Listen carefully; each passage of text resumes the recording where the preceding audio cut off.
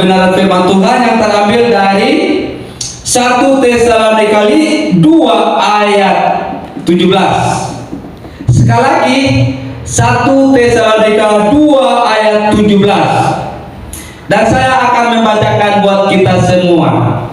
Teman-teman, silakan merenungkan sama-sama ya. Tetapi kami saudara-saudara yang seketika terpisah dari kamu, jauh di mata tapi tidak jauh di hati. Amin. Sungguh-sungguh dengan rindu yang besar telah berusaha untuk datang menjenguk kamu. Ya, sekali kita baca sama-sama teman-teman supaya segar ya. 1, 2, 3. Tetapi kami saudara-saudara yang seketika terpisah dari kamu, jauh di mata tetapi tidak jauh di hati, sungguh-sungguh dengan rindu yang besar telah berusaha untuk datang menjenguk kamu. Haleluya. Amin. Terima kasih teman-teman telah memberikan kesempatan buat saya untuk menyampaikan firman Tuhan. Ya, dengan tema hari ini yang saya mengangkat teman-teman tidak asing lagi ya. Saya mencoba memberikan tema buat kita semua tentang surat cinta. Apa teman-teman? Surat cinta. Oke, tepuk tangan buat Tuhan Yesus dulu. Ya, thank you brother. Thank you sis. Ya, hari ini kita belajar tentang surat cinta. Ya. Nah, hari ini sebelum saya melanjutkan untuk kita, saya ingin bertanya dulu. Siapa yang pernah kirim surat ya sebelum menggunakan HP? Misalnya, kan kita punya punya seseorang kan, bilangnya gini, I love you, aku cinta kamu. Ada yang pernah tulis surat cinta pakai kertas ini dengan tinta? Ada? Oke teman-teman, mungkin zaman sekarang, zaman kids sekarang pakai udah tahu namanya internet ya kan? Tetapi pada zaman dulu, pada zaman saya 2010 sampai 2013, teman-teman saya masih pakai surat untuk mengirim surat cinta kepada seseorang. Ya, aku tulisnya begini teman-teman, I love you. Kalau tanpa kamu aku nggak bisa tenang. Aku bilang gitu, surat, tolong terima cintaku, aku cinta padamu. Aku bilang gitu teman-teman. Tapi sekarang teman-teman mungkin contoh ya, kalau udah kangen mungkin teman-teman udah tulis melalui website. Halo Ci, aku kangen, mungkin kita berkata demikian kan? Kalau zaman sekarang melalui HP. Tetapi pada zaman dulu ya, kita lihatnya pada zaman dulu, Rasul Paulus dia mengirim surat cinta kepada jemaat, teman-teman, ya.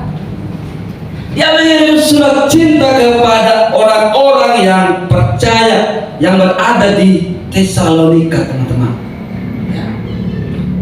Saya menyampaikan tentang surat cinta. Mungkin bertanya teman-teman, apa sih cinta itu? Ya.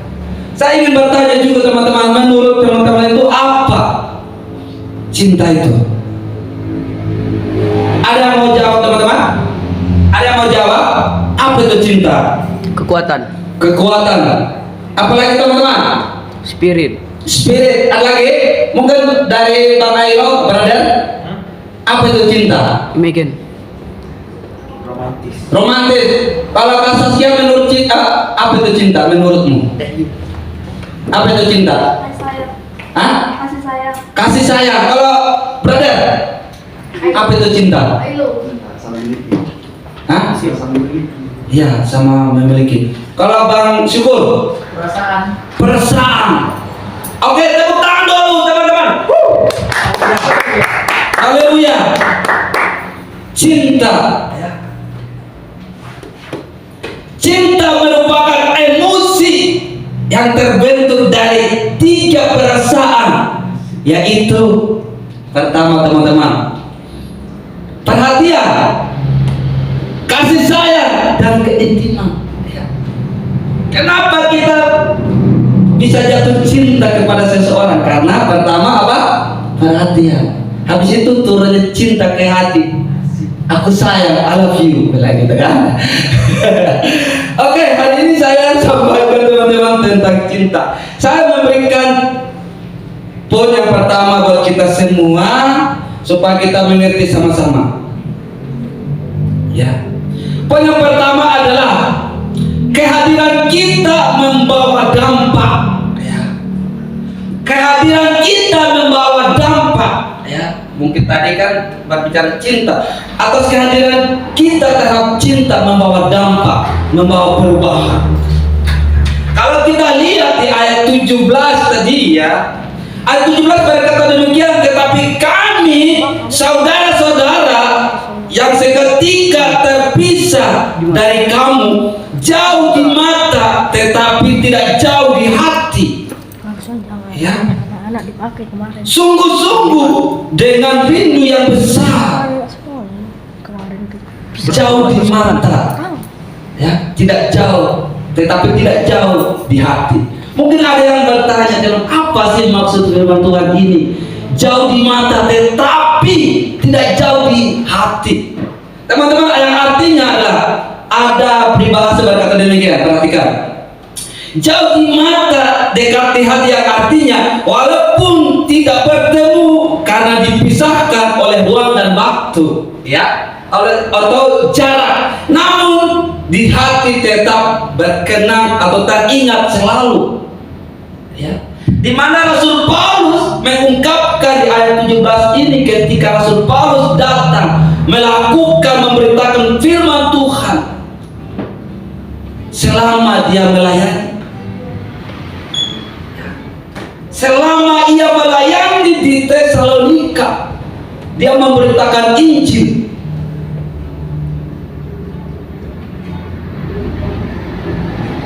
Ayat satunya di pasal 2 berkata demikian, kamu sendiri pun memang tahu saudara-saudara bahwa kedatangan kami di antaramu tidak sia-sia. Ya. Di sini teman-teman, siapa yang pernah hadir di tengah-tengah kerumunan atau hadir di tengah-tengah keluarga dan membuat masalah? Ada di sini? Ada. Itu ada dua hal teman-teman. Ini berbicara tentang dampak positif atau dampak negatif atas kehadiran kita. Ya. Di sini Rasul Paulus melakukan dampak hal yang positif. Kalau kita lihat tadi di ayat satunya, bahwa kedatangan kami di antara kamu tidak sia-sia, tidak menjadi beban, tidak menjadi kesukaran bagi yang lain. Iya. Tidak menjadi beban. Jangan sampai teman-teman atas kehadiran kita menjadi duka buat orang lain. Jangan sampai atas kehadiran kita menjadi beban buat orang lain, teman-teman. Tetapi di pagi hari ini firman Tuhan mengajarkan untuk kita semua harus menjadi berkat, menjadi teladan di antara kita, di mana hadir, di mana kita berada, teman-teman. Yang setuju katakan amin. Haleluya. Ya. Kita harus menjadi berkat, menjadi teladan. Jangan menjadi beban buat orang lain, teman-teman. Ya. Mungkin kita mengunjung di salah satu rumah, atau kita datang di salah satu kelompok, tapi kita membuat risih, membuat kita onar. Bukan itu yang dia minta, teman-teman. Yang dia minta adalah menjadi berkat atas kehadiran kita, menjadi sukacita, teman-teman, ya, buat orang lain. Ada yang berkata, teman-teman, begini, kamu hadir, aku sukacita, aku senang. Ketika kamu hadir, ketika kamu senyum, itu lucu sekali, dan aku tertawa, dan aku senang sekali ketika kamu hadir. Nah, itu yang kita mau, teman-teman. Jangan menjadi beban, jangan menjadi batu sambungan kepada orang lain ketika kita hadir di tengah, di mana-mana, teman-teman. Oleh karena itu kita hadir membawa dampak, membawa perubahan. Rasul Paulus ketika hadir di tengah itu, dia membawa dampak, dia memberitakan Injil kepada orang lain, teman-teman. Itu yang perubahan. Sekarang pertanyaan kita, sudahkah kita menjadi teladan buat kita, buat orang lain? Kalau memang kita belum, teman-teman, kalau memang belum, mari kita belajar sama-sama dari kebenaran firman Tuhan ini, ya. Di mana firman Tuhan berkata di ayat satunya berkata, berbunyi demikian, kamu sendiri pun memang tahu, saudara-saudara, bahwa kedatangan kami di antaramu tidak sia-sia. Kedatangan Rasul Paulus, ya, Rasul Paulus datang dari Filipi. Kerinduan untuk memberitakan Injil, kalau kita lihat di pasal di ayat 17 tadi, kerinduannya untuk memberitakan Injil, ya. Kerinduannya untuk memberitakan Injil. Saya bacakan buat kita semua, sehingga kamu telah menjadi teladan untuk semua orang yang percaya di wilayah Makedonia dan Akhaya. Ayat 8-nya di pasal 1, karena dari antara kamu firman Tuhan bergema bukan hanya di Makedonia dan Akhaya saja, tetapi di semua tempat telah tersiar kabar tentang iman kepada Allah, sehingga kami tidak usah mengatakan apa-apa tentang hal itu. Atas kehadiran Rasul Paulus, atas kehadiran pelayan Tuhan, banyak orang yang melihat, dan banyak orang yang sadar, dan banyak orang yang percaya kepada Kristus, dan banyak orang yang bertobat atas pemberitaan firman Tuhan yang disampaikan oleh hambanya, yaitu Paulus. Teman-teman, saya sampaikan atas kehadiran kita baik di sekolah, ya, baik di dalam perkumpulan keluarga, dimanapun hadirnya kita, mari menjadi teladan, menjadi berkat. Firman Tuhan berkata, kamu adalah terang dunia, kamu adalah garam dunia. Oleh karena itu, mari teman-teman, pancarkan kasih Kristus dalam hidup kita kepada sesama, ya. Dan biarlah kebaikanmu itu dilihat oleh orang lain, dan biarlah iman kita dilihat oleh orang lain atas kehadiran kita, ya. Atas kehadiran kita ini membawa perubahan, atas kehadiran kita ini membawa dampak kepada yang lain. Tidak sungkan kepada orang, tidak sungkan kalau orang menerima kita, teman-teman. Kalau kita membawa dampak yang positif, nggak ragu lagi, teman-teman. Nggak ragu lagi. Contoh, misalnya Bang Gere kalau dia menawarkan diri di tempat ini, tentu center ini tidak menolak atas kehadiran Bang Gere. Kenapa? Karena dia telah memberitakan Injil, karena dia telah mengerjakan pekerjaan Tuhan yang mulia itu, yang memberitakan Injil. Atau sebagai hamba, saya juga secara pribadi, seandainya kalau saya berani untuk meminta kembali di tempat ini, tentu saya juga tidak menolak, teman-teman. Karena kenapa? Karena kita membawa dampak, karena kita menjadi teladan, karena kita menjadi sukacita bagi orang lain.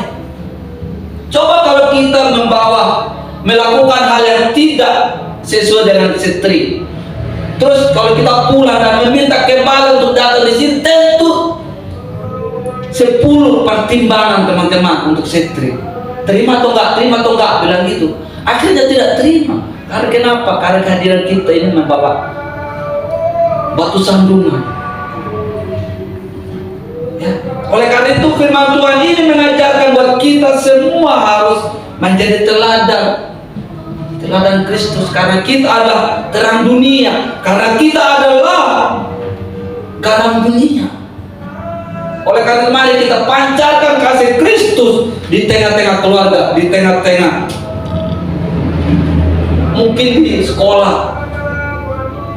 Mari belajar sama-sama dari hamba Tuhan ini, yaitu Rasul Paulus. Pasti di dalam pelayanan Rasul Paulus juga ada tantangan, ada kesulitan, teman-teman. Ya, dan banyak orang yang tidak senang juga atas kehadiran Rasul Paulus di Tesalonika ini. Ya, atas kehadiran. Jangan sampai teman-teman membenci seseorang ketika seseorang memberitakan Injil. Jangan sampai teman-teman. Oleh karena itu kalau kita lihat orang yang memberitakan Injil di sekitar kita, mari kita saling mendukung. Mari kita memberi semangat satu sama lain. Ketika kita saling mendukung satu sama lain, maka semakin hari semakin banyak orang yang percaya kepada Tuhan. Ya, amin teman-teman. Amin. Ya. Itu yang poin pertama tadi. Ya. Poin yang kedua adalah ada respon dari jemaat.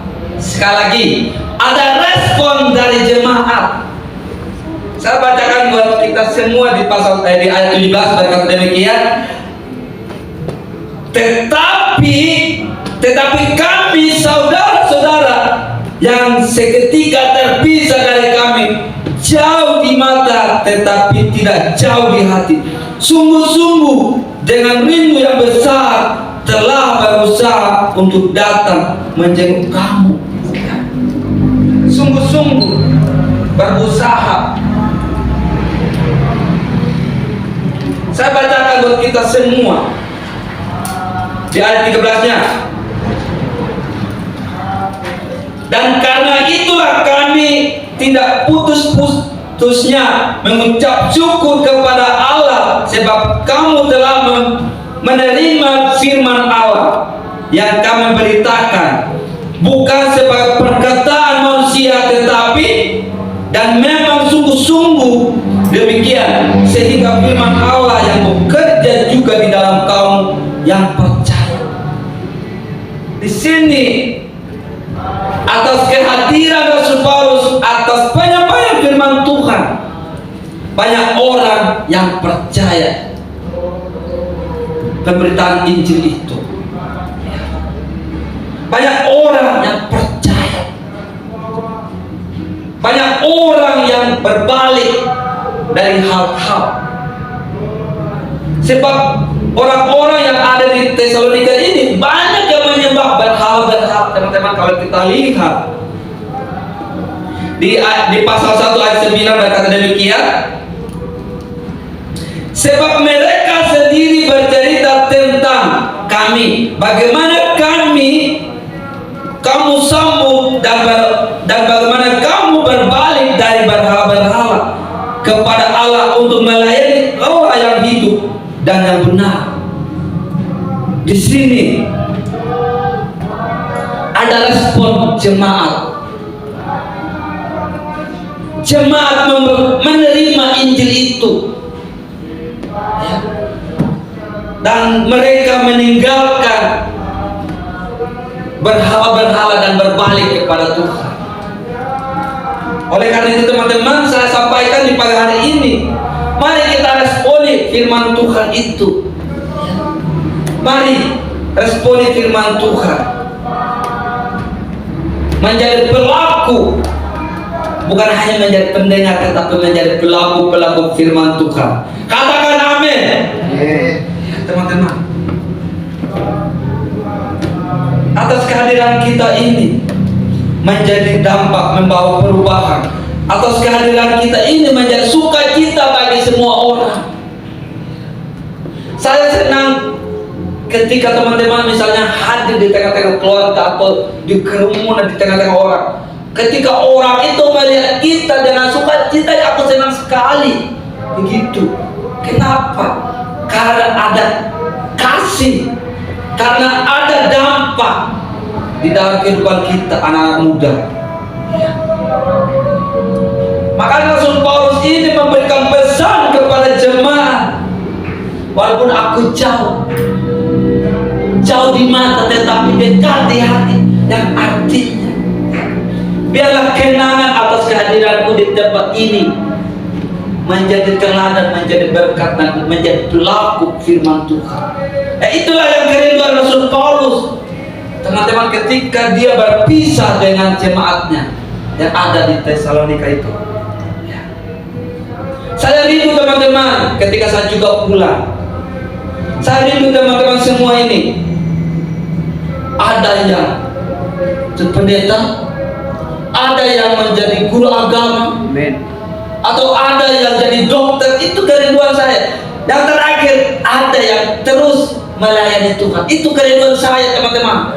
Jauhi mata tetap dekat di hati. Itu kerinduan saya teman-teman. Mohon maaf karena ini teman-teman, ada satu hal yang membuat kita terpisah, ruang dan waktu, begitu ya.